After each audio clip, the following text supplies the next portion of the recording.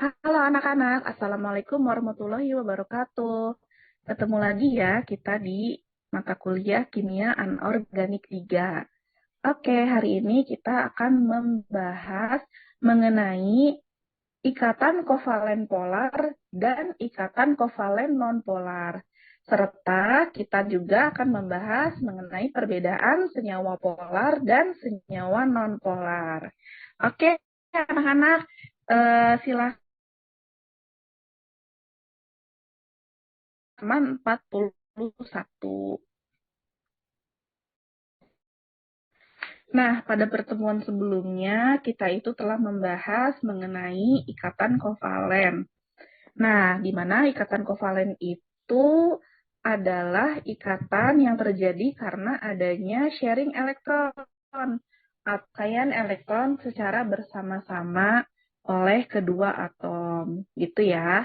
Kalau ikatan ion kan dia serah terima elektron, tapi kalau ikatan kovalen itu dia pemakaian elektron secara bersama-sama, gitu. Oke, anak-anak.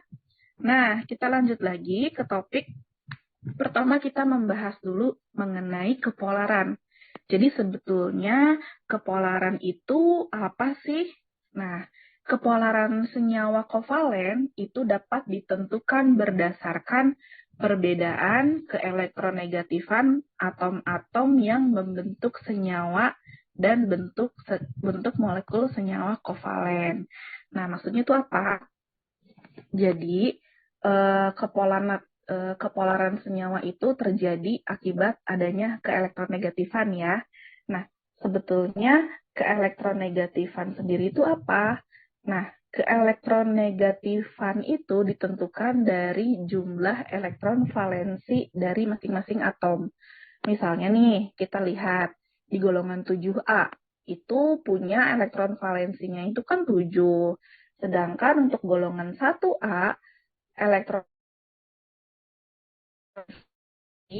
atom di golongan 7A itu memiliki keelektronegatifan yang lebih besar jika dibandingkan dengan golongan 1A gitu. Kenapa? Karena elektron valensi di golongan 7A itu lebih banyak dibandingkan di golongan 1A gitu, anak-anak ya. Oke. Nah, senyawa kovalen dapat dibedakan menjadi senyawa kovalen nonpolar dan senyawa kovalen polar gitu. Oke.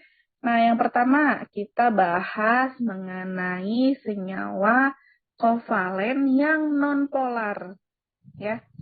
Jadi, senyawa kovalen nonpolar itu terjadi jika kedua atom mempunyai perbedaan keelektronegatifan yang sama besarnya. Gitu ya. Jadi, misalnya nih, kayak senyawa Cl2 gitu ya. Oke, sekalian kita lihat. Contohnya, senyawa di sini contohnya adalah H2 gitu. Nah, senyawa H2 ini masing-masing atomnya kan cuma punya satu elektron ya. H itu punya satu elektron dan H yang lain juga sama kan, punya satu elektron. Nah, karena ikatan kovalen dia berarti elektronnya dipakai secara bersama-sama gitu. Nah, ikatan kovalen nonpolar ini terjadi biasanya pada molekul yang disusun dari atom yang sama gitu. Misalnya H2 atau Cl2 atau Br2 gitu ya. Jadi senyawa penyusunnya itu dari atom yang sama karena jumlah elektron valensinya itu sama gitu. Oke. Kita balik lagi ke yang awal. Nah, hal ini menyebabkan pasangan elektron memiliki elektron milik bersatak pada jarak atom non-logam sejenis atau dua atom non-logam yang mempunyai keelektronegatifan yang sama. untuk saling membentuk. Akibatnya, pada ikatan tersebut tidak terjadi polarisasi. Oke, nah, kita ingat lagi, polarisasi itu maksudnya apa? Artinya itu, polar itu pengkutuban.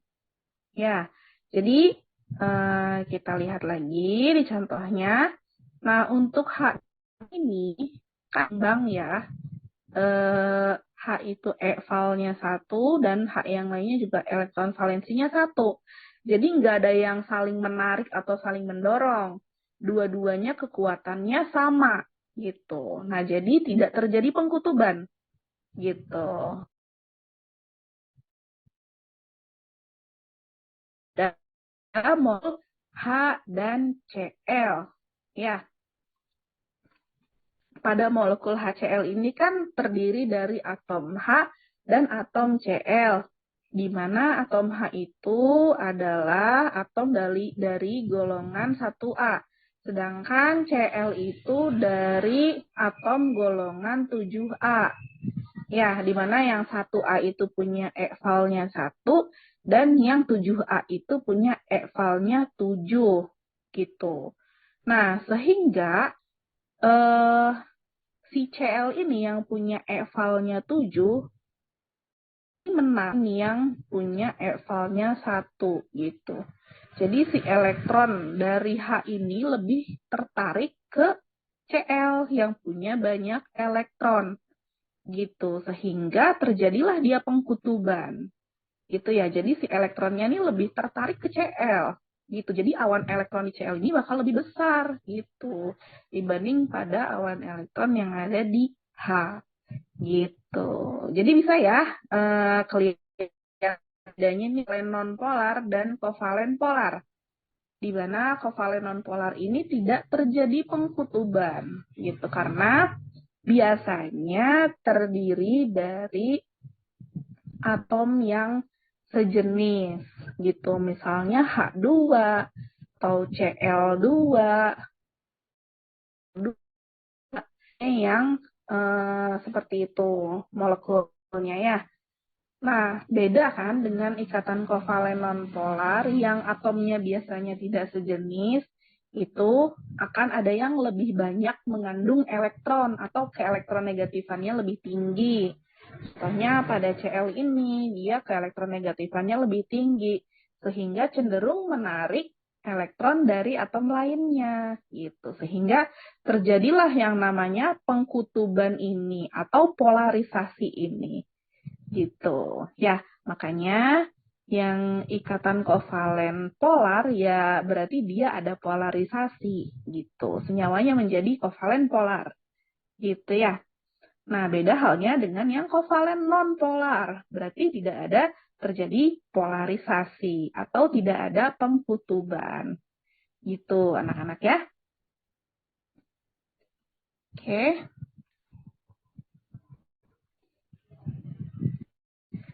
Nah, tadi kita sudah membahas mengenai senyawa kovalen polar juga. Oke, jadi senyawa kovalen polar itu terjadi pada atom-atom non-logam yang tidak sejenis atau atom-atom yang mempunyai perbedaan keelektronegatifan yang sangat besar. Gitu. Oke. Jadi ingat, kalau non-polar biasanya disusun dari atom yang sejenis, kayak H2 atau Cl2 gitu ya.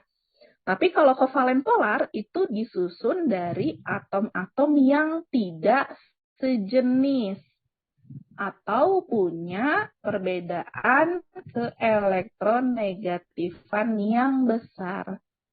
Gitu. Ya. Jadi contohnya seperti HCl tadi, kan H sama Cl beda.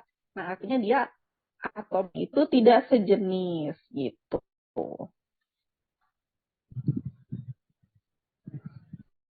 Nah, pada molekul kovalen polar, pasangan elektron milik bersama terletak lebih dekat pada inti atom yang mempunyai keelektronegatifan lebih besar, seperti pada si HCl tadi. Ya, karena si Cl ini adalah golongan 7A, maka elektron valensinya 7. Sedangkan H itu evalnya itu 1. Berarti yang lebih elektronegatif yang mana? Berarti yang Cl ya, yang punya evalnya 7 gitu. Jadi si elektron yang ada di H ini lebih tertarik ke Cl yang punya keelektronegatifan yang lebih besar. Nah, terjadilah dia pengkutuban gitu. Ya.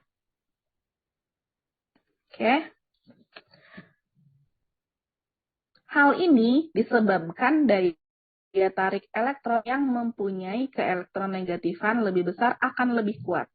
Akibatnya, pada ikatan tersebut terjadi polarisasi, sehingga atom mempunyai keelektronegatifan besar membentuk kutub bermuatan negatif.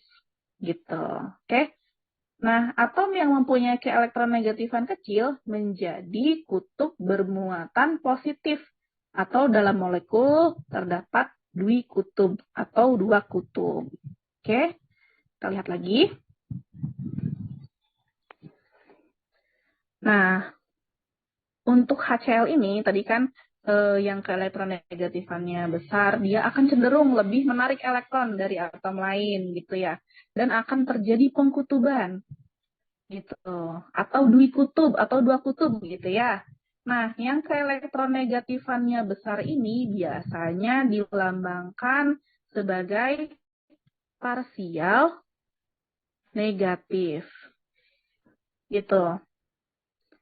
Sedang yang kecil ini biasanya dilambangkan dengan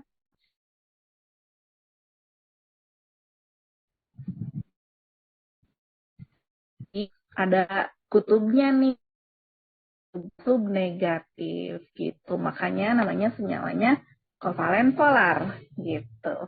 Tapi kalau di ilen non-polar itu tidak terjadi pengkutuban, jadi tidak ada parsia positif atau parsia negatifnya.